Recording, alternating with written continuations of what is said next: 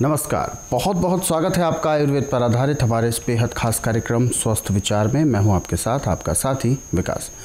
दर्शकों, स्वस्थ विचार एक ऐसा कार्यक्रम है जिसमें प्रकृति से जुड़ी जानकारी आप तक हम पहुंचाते हैं। आयुर्वेद के तमाम उन रहस्यों को आपसे परिचय करवाते हैं जिनको अक्सर हम नज़रअंदाज कर देते हैं। यानी हमें या तो थोड़ी थोड़ी जानकारी होती है और या हम रुझान नहीं होता हमारा इस तरफ, आयुर्वेद की तरफ, प्रकृति की तरफ, जिस वजह से हम बहुत सारे ऐसे गुण, बहुत सारे गुणों की खान को हम इस्तेमाल करना, उपयोग में लाने से चूक जाते हैं।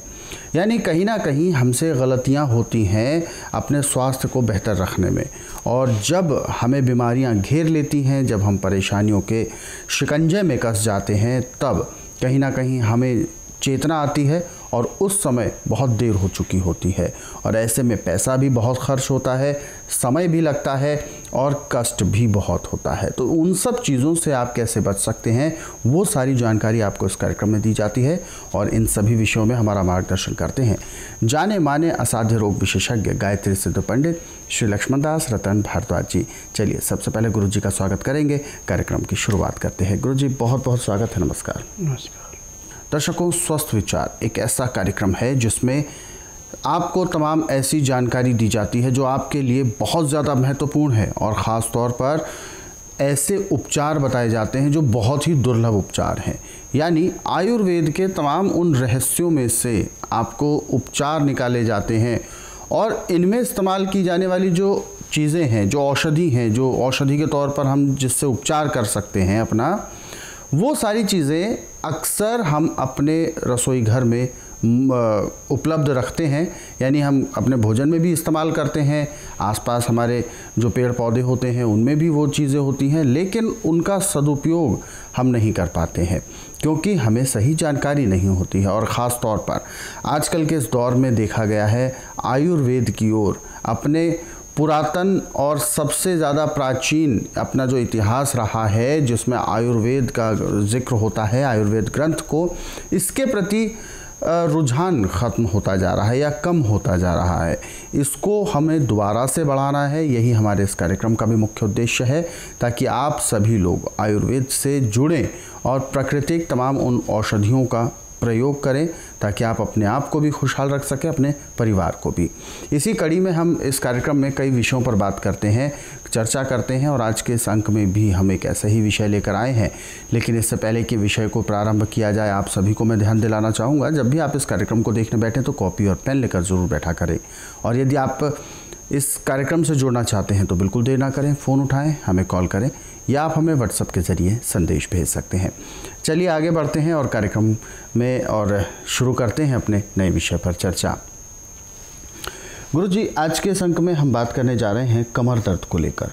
कमर दर्द, चाहे वो बच्चा, बूढ़ा, जवान, कोई भी हो, महिला, पुरुष, कमर दर्द एक ऐसी समस्या है जो अक्सर हो जाती है। या तो बहुत ज़्यादा परिश्रम करने वालों को भी हो जाती है, बहुत ज़्यादा बैठने वालों को भी हो जाती है, गलत तरीके से सो गए तो भी हो जाती है। किसी के साथ इस तरीके की दिक्कत होती है, गद्दे पे सोने से कमर दर्द होता है, या ज़मीन पे सोने से, तो बहुत सारे कारण होते हैं। तो सबसे पहले मैं जानना चाहूँगा, कमर दर्द जो एक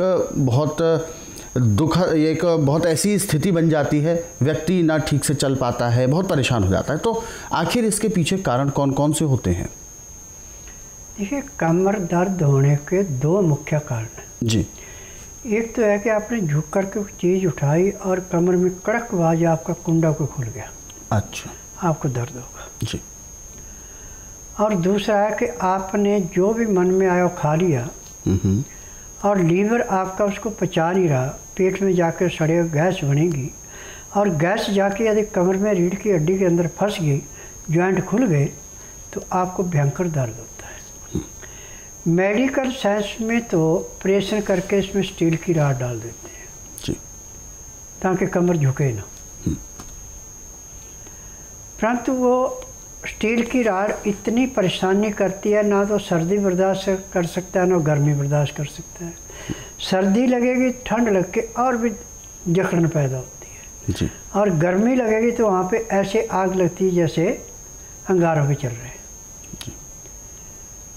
परंतु जो टीवी के माध्यम से अभी मैं आपको नुस्खा बताने जा रहा हूँ, जैसे आपको कमर में दर्द शुरू हुआ, इसको अपना लेते हैं तो 15 दिन में आपका कमर दर्द हमेशा के लिए समाप्त हो जाएगा। ये उपचार है लहसुन, सौंठ और गाय के दूध का मट्ठा। सुबह जब मट्ठा भिगोते हैं और मक्खन निकाल लेते हैं, मक्खन निकालने के बाद 1 गिलास मट्ठे का ले लें, उसके अंदर लहसुन पीस करके और सौंठ उस लस्सी के अंदर घोल दें, 5-6 तुली लहसुन की और 5 ग्राम सौंठ। सबसे पहले तो आप 10 ग्राम 3 पानी में ताज़ा मक्खन धो के चाटें। चाटने में 10 मिनट लगाने। उसके बाद आप जो लस्सी में आपने सौंठ और लहसुन मिलाया है, इसको सिप सिप करके पीना है। आप आधे घंटे का समय लगाएं 200 ग्राम पीने में। तो इसके पीने के बाद आपको अंदर ऐसे लगेगा जैसे कीड़ियाँ चल रही हैं। सौंठ और लहसुन जाके जितने भी खून के अंदर इन्फेक्शन है उनको समाप्त करेगा और जहाँ पे गैस है उसको ऐसे निकालेगा जैसे गुब्बारे में छोटा सुराख करके गैस निकल जाती है, ऐसे निकलेगी। अब गुदा के रास्ते आपको हर 5 मिनट 10 मिनट बाद गैस खारिज करनी पड़ेगी, परंतु उसमें किसी किस्म की महक नहीं होगी जी। अब ये क्रिया आप 15-20 दिन लगातार कर रहे हैं, ऐसे सारी उम्र भी करते रहे तो आपको कभी कमर दर्द होना ही नहीं। परंतु 15 दिन 20 जब आपको लेते हो जाएंगे तो आपको कमर दर्द का नामो निशान नहीं मिलेगा। आप झुके, खड़े हों, बैठे, उठें, जो मर्जी करें। जैसे एक रबड़ गर्मी में रखने के बाद बिल्कुल मुलायम हो जाती, जैसे मर्जी मोड़ रहे, उसमें कोई नुक्स नहीं पड़ता। ऐसे लहसुन से और सौंठ से गाय के दूध में ताज़े मट्ठे में मिला के पीने से शरीर का हर किस्म का दर्द समाप्त हो जाता है। परंतु एक बात पर विशेष ध्यान देना, चाय, कॉफ़ी, मीट, अंडा, मछली, लाल मिर्च, हरी मिर्च और आयोडीन नमक, इससे हाथ भी नहीं लगाना। आर्टिफिशियल चीज़ें जैसे कैंपा है, पेप्सी है, लिम्का है और मैदे की जो भी चीज़ें हैं, इन चीज़ों से किसी से हाथ नहीं लगाना। खाना जो आपने खाना है वो एक अनाज अकेला नहीं खाना, उसमें 5 अनाज, 7 अनाज, 9 अनाज, 11 अनाज, जितने आप इकट्ठे करना चाहे उतने कर सकते हैं। और इनको पहले अलग अलग को धो के सुखा के, और चाहे आप 10 किलो पिसाएँ, चाहे 5 किलो पिसाएँ, चाहे 20 किलो पिसाएँ, उसमें 50 ग्राम अजवाइन और 100 ग्राम तिल भून के मिलाने, दोनों चीज़ें। और शनिवार को आटा पिसाना, इसके आगे पीछे नहीं पिसाना। और आटा यदि छोटी चक्की जो घर में चलती है सिंगल फेस की, उससे पीसेंगे बहुत ही बढ़िया। बड़ी चक्की से इस आटे को नहीं पिसाना। आटा गर्म नहीं होना चाहिए पीसती दफ़ा। आटा गर्म होने के बाद आधे उसके गुण खत्म हो जाते हैं। अब इस आटे की जो आपने रोटी खानी है, सुबह आप सूर्य उदय होने के 2 घंटे बाद खाना खा लें। और उस टाइम नहीं खा सकते तो 12 बजे से पहले पहले खाना खा लें। खाना खाने में आपको 1 घंटा लगाना पड़ेगा। उसका नियम है कि जब आपने खाना बनाना है तो पहले सख्त आटा गूंद करके खुले पानी में उसको डुबो के रख दें। इतने में आप दाल, सब्जी, जो भी चीज़ खानी है वो अपनी तैयार कर लें। परंतु इसको तैयार जो करना है, या तो मिट्टी का बर्तन हो, या स्टील का हो, या कलाईदार पीतल का या तांबे का बर्तन हो, या कांसे का बर्तन हो, परंतु अच्छा साफ। और जब आपकी दाल, सब्जी जो भी आपने खानी पक गई तो उसके बाद उस आटे को पानी में से निकाल के दोबारा गूंदे, मुलायम हो जाएगा। अब इसकी रोटी बना के जो भी दाल सब्जियां थाली में डाल के गर्म गर्म रोटी उसके अंदर डालते जाना और इसको मसलना है। मसल करके जैसे सूप पीते हैं ऐसे पीनी, ग्राह्य नहीं खाने। और इसके साथ दिन का टाइम है तो आप लस्सी ले सकते हो, उसमें लहसुन प्याज अदरक मिला के ले सकते हैं। यदि लस्सी की इतनी व्यवस्था नहीं है तो फिर आप गर्म पानी के अंदर भी लहसुन प्याज अदरक मिला के ले सकते हैं। इसका नियम है कि 2-4 ग्राही खाना खाया, 2 घुट पानी पिया, फिर 2-4 ग्राही खाना खाया, 2 घुट पानी पिया। पानी पीने में, खाना खाने में पूरा 1 घंटा लगाना अति आवश्यक है। उसके बाद दातन कूड़ा करके 5 मिनट के लिए आप वज्रासन बैठ जाएं, फिर 10 मिनट के लिए आप सैर करें, 20 मिनट के लिए आप शवासन लेट जाएं, 5 मिनट के लिए बाईं साइड करवट लेके लेटे, 3 मिनट के लिए बाईं साइड, फिर उसके बाद आप उठ करके घूमें फिरे, जो मर्जी करें।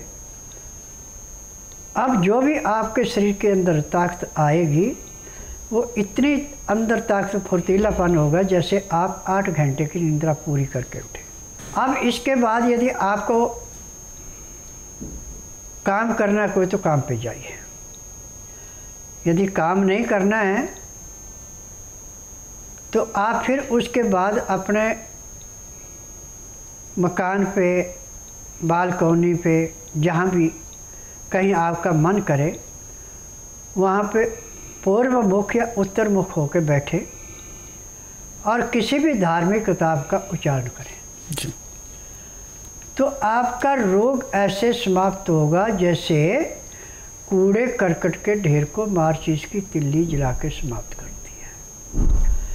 और रात्रि का खाना बनाने का तरीका ये किया जो सुबह बताया मैंने वही शाम का है, परंतु शाम का खाना आपने सूर्य अस्त होने से घंटा 1.5 घंटा पहले खा लेना।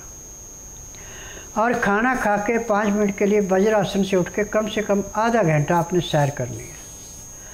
आधे घंटे के बाद फिर आपने 1.5 घंटे का विश्राम करना। उसमें चाहे धार्मिक किताबें पढ़े, चाहे धार्मिक सीरियल देखें, चाहे परिवार से, अड़ पड़ोस से, रिश्तेदारी में बातचीत करें, वो आपकी इच्छा है। रात्रि ठीक 9 बजे सो जाना, सुबह 4 बजे उठ करके आपका पेट ऐसे साफ होगा जैसे सिर के ऊपर से बोझा फेंकते हैं। उसके बाद दातन कूला करके आधा घंटा कपालभाति, 15 मिनट भस्त्रिका, 8-10 बार अग्निसार, 15-20 बार उज्जयी, 25-30 बार ब्रह्मणी, 1 घंटा लोन ब्रोन करना अति आवश्यक है। इसके बाद यदि आपके पास टाइम है तो 2-2, 4-4 मिनट मंडूकासन, पवन मुक्तासन, गौमुखासन, सब आसन, सर्वांग आसन, हल आसन, शीर्षासन, इतनी क्रियाएं यदि आप कर लेते हैं तो मैं दावे से कह सकता हूं कि जब तक आपके शरीर के अंदर सांस है तब तक आपको किसी डॉक्टर हकीम के पास जाने की ज़रूरत नहीं है, ना ही आपको कोई रोग होगा। मेरा नाम प्रेमलता सोलंकी है, मैं हैदराबाद से हूँ। मेरे पैरों में और कमर में 17 साल से तकलीफ़ थी और गुरुजी के यहाँ आई मैंने, अभी दवाई खाई है 15 दिन की। आज कमर में इतनी दर्द थी कि मैं बिल्कुल चल नहीं पा रही थी। कमर का दर्द तो 2 ही पट्टी में मेरा बहुत रिलीफ मिल गया। ये दर्द 17 साल से था। मैं एलोपैथिक में तो मैं कम ही गई, लेकिन आयुर्वेद में और भी बहुत सी जगह गई और नेचुरोपैथी में भी गई, लेकिन कोई फ़ायदा नहीं हुआ। लेकिन बाबा जी के यहाँ आने से 15 दिन में मुझे 70% फ़ायदा हुआ है और आज मैं चल रही हूँ। मैं मध्य प्रदेश के मंडला डिस्ट्रिक्ट से आया हूँ। मेरा नाम तुलसीराम झारिया है। ये आंतों में थोड़ा सा तकलीफ़ पेट में, और अभी डॉक्टर से चेकअप कराया मैं तो संभावित वो कैंसर का बताए, तो मैं सीधे महाराज जी के दरबार में चला आया और पूर्ण विश्वास के साथ यहाँ आया हूँ। जैसे दलिया वगैरह पीता था मैं तो दलिया भी अटक जाता था या पलटी हो जाती थी। कल बढ़िया मैं होटल का 1 प्लेट दाल 2 रोटी ये खाया, आज भी भोजन किया हूँ। पानी भी आराम से पीते बन जाता है। इससे पहले तो बहुत तकलीफ़ थी मेरे को, करीब 1-1.5 महीने से काफ़ी तकलीफ़ बढ़ गई थी और कल की अपेक्षा मुझे काफ़ी आराम भी है। लगभग मेरा अनुमान है 25% के लगभग तो मुझे राहत महसूस कर रहा हूँ मैं। दर्शक हैं हमारे साथ लाइन पर, आइए उनसे बात करते हैं। हेलो। हेलो जी नमस्कार, क्या नाम है आपका? सर मेरा नाम रोहित है। रोहित जी, कहाँ से बात कर रहे हैं रोहित जी? तो बात कर रहा हूँ जी, थोड़ा ज़ोर से बोलें, आपकी आवाज़ कम आ रही है। गुरुजी आपकी बात सुन रहे हैं, पूछिए क्या है आपका सवाल? सर मेरा क्वेश्चन ये है कि मेरे जो फादर है कैंसर है। आपके पिताजी को कैंसर है, कितने समय से कैंसर है? सर कम से कम 4 या 5 महीने से इनके सिम्टम्स दिखने चालू हो, प्रॉब्लम हो रही है। जी, काफ़ी समय से कैंसर से जूझ रहे हैं इनके पिताजी। देखो, कैंसर का इलाज आज पूरे संसार में मेडिकल साइंस में, आयुर्वेद, यूनानी, होम्योपैथिक में नहीं है। कहीं धोखे में नहीं रहना। और जो कैंसर के हॉस्पिटल बने हैं बुचड़खाने हैं, परंतु ये स्वस्थ विचार एकमात्र ऐसा आश्रम है, इसमें कैंसर भी ऐसे समाप्त किया जाता है जैसे खेत में से पकी हुई फसल को काटते हैं। यदि 90% तक कैंसर होगा तो जिस दिन आएंगे उसी दिन इसको 5% आराम मिल जाएगा। परंतु परहेज बड़े सख्त हैं, परहेज पहले देखने हैं। परहेज कर सकते हैं तो लाना मैं ठीक कर दूंगा, परहेज नहीं कर सकते तो लाने की ज़रूरत नहीं है। क्योंकि मेरे इलाज में ठंडा पानी, चाय, मीट, शराब, अंडा, तली हुई चीज़ें सारी बंद होती हैं। पंखा, कूलर, एसी बिल्कुल नहीं मिलता। और दवाइयाँ नियम से लेनी पड़ती हैं। दवाइयाँ 3 टाइम, सुबह, दोपहर, शाम को। और मालिश इसमें 1-1 घंटा सुबह शाम होती है, तब जाके रोग से मुक्ति मिलती है।